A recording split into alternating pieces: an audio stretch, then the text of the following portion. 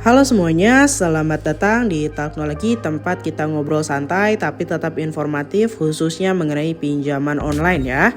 Nah teman-teman semua, hari ini kita akan bahas tentang 5 solusi untuk pinjaman online yang ditolak terus. Jadi kalau kamu sering mengalami penolakan, video ini wajib kamu tonton sampai selesai. Kita akan bahas tuntas mulai dari penyebab hingga cara mengatasinya. Yuk langsung aja simak ya guys. Nah, jadi salah satu solusinya yang pertama adalah perbaiki skor kredit kamu. Skor kredit ini sangat penting ya teman-teman ya, karena perusahaan pinjaman online akan melihat riwayat keuangan kamu.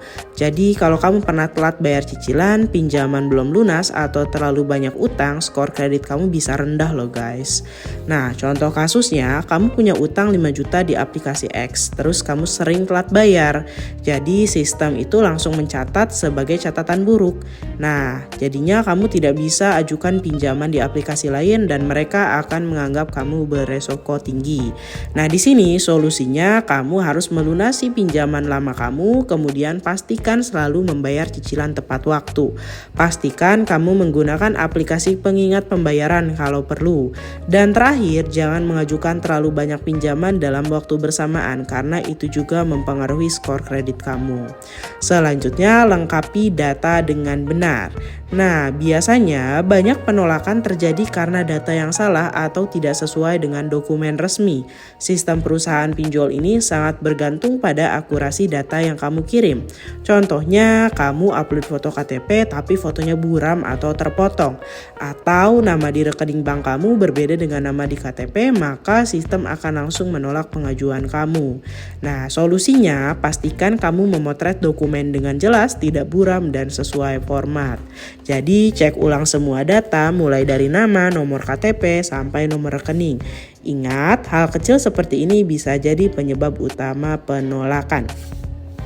Yang ketiga, kamu harus menyesuaikan jumlah pinjaman dengan penghasilan.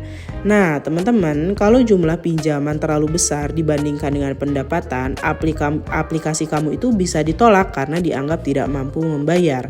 Misalnya, kamu ingin pinjam 10 juta tapi penghasilan kamu hanya 3 juta per bulan. Sistem akan menganggap cicilan kamu terlalu besar untuk kemampuan finansialmu. Nah, jadi solusinya di sini kamu harus menghitung kemampuan bayar kamu. Jadi idealnya nih ya guys, cicilan bulanan itu tidak lebih dari 30% dari penghasilan. Jadi kalau kamu gajinya 3 juta, ya cicilan maksimalnya itu 900 ribu lah per bulan ya teman-teman ya. Jadi harus disesuaikan jumlah pinjaman dengan penghasilan kamu.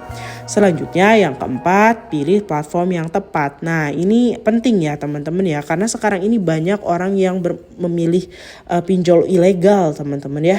Jadi kamu harus memilih platform pinjaman online itu yang sesuai dengan profil dan kebutuhan kamu. Nah, tidak semua aplikasi juga memiliki kriteria yang sama. Misalnya, ada aplikasi yang hanya menerima pengajuan dari usia 21 tahun ke atas. Nah, kalau kamu masih 20 tahun, tentu saja pengajuannya ditolak kan. Maka dari itu kamu harus mencari pinjaman online, aplikasi pinjaman online yang bisa menerima pinjaman dengan usia minimal 18 tahun misalnya ya. Nah, jadi solusinya kamu harus membaca syarat dan ketentuan platform itu dengan teliti dan pastikan pakai aplikasi yang sudah legal dan terdaftar di OJK, oke?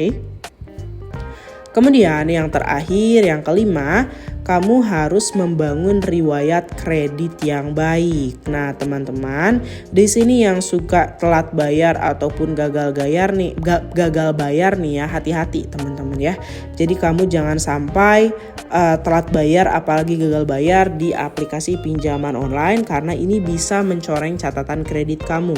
Nah, selain itu kalau gagal bayar juga bisa bikin nama kamu masuk blacklist nasional teman-teman, alias BI checking kamu bisa jelek. Nah, jadi ketika kalian tidak telat bayar dan tidak gagal bayar, maka skor kredit kalian juga akan bagus teman-teman ya. Nah, jadi riwayat kredit kamu pun baik ya teman-teman ya. Jadi ini akan meningkatkan peluang kamu untuk diterima pinjol, begitu ya teman-teman ya. Nah, jadi teman-teman sampai sini aku rasa 5 tips tersebut bisa teman-teman implementasikan kalau teman-teman ingin diterima pinjol dan tidak ditolak terus-menerus ya. Jangan lupa untuk like, komen, dan subscribe ya. Jika ada pertanyaan juga kalian bisa langsung tulis aja di kolom komentar. Share juga ke teman-teman kamu yang butuh informasi ini. Sampai jumpa di video berikutnya di channel Takno lagi. Sampai jumpa lagi guys.